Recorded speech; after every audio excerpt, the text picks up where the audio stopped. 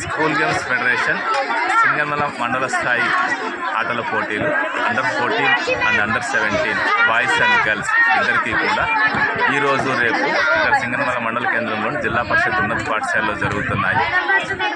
ఈ కార్యక్రమంలో ఈ ఆటల పోటీలలో మన మండల వ్యాప్తంగా ఉన్నటువంటి 8 పాఠశాలల నుంచి దాదాపుగా 400 మంది విద్యార్థినులు చాలా ఉత్సాహంగా పాల్గొంటున్నారు.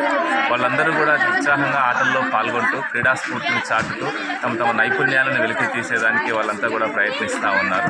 ఇక్కడ మండలంలో ఉన్నటువంటి వ్యాయామ ఉపాధ్యాయులు మండల విద్యాశాఖ అధికారులు మా ప్రధాన ఉపాధ్యాయులు అందరి తరఫున కూడా మేమందరం కూడా ఇక్కడ మండల స్థాయి నుంచి ఉన్నటువంటి ఆటగాళ్లలో మెరుగైనటువంటి మంచి అవకాశాలు మంచి స్కిల్స్ కలిగినటువంటి క్రీడాకారులందరినీ కూడా మేము ఇక్కడ సెలెక్ట్ చేసి తదుపరి నియోజకవర్గ స్థాయికి ఒక సింగనమల మండలం తరఫు నుంచి ఒక మంచి టీంని మేము ఇక్కడ తయారు చేసేదానికి ప్రయత్నం చేస్తూ ఉన్నాము. దీనికంతా కూడా మా యొక్క వ్యాయామ ఉపాధ్యాయులు ఇతర మండల విద్యాశాఖ అధికారి గారు మరియు మన ప్రధాన ఉపాధ్యాయ సిబ్బంది అందరూ కూడా సహకరిస్తున్నారు. వారందరికీ కూడా ధన్యవాదాలు తెలియజేస్తూ ఉన్నాము.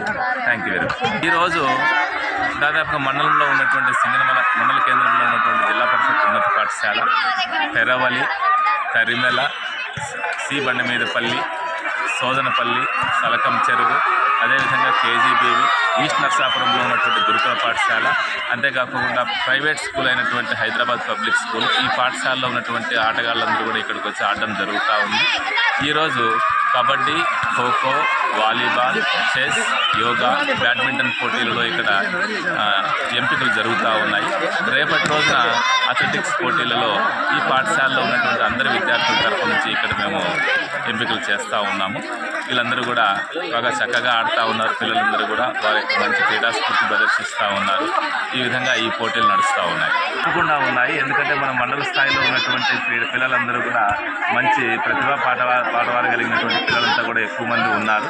మరి వీరిలో నుంచి తదుపరి నియోజకవర్గ స్థాయికి ఇప్పుడు వెళ్తాము. ఇక్కడ సెలెక్ట్ అయినటువంటి వాళ్ళు ఆ తర్వాత అక్కడ నియోజకవర్గం నుంచి ఒక టీం సెలెక్ట్ చేస్తారు.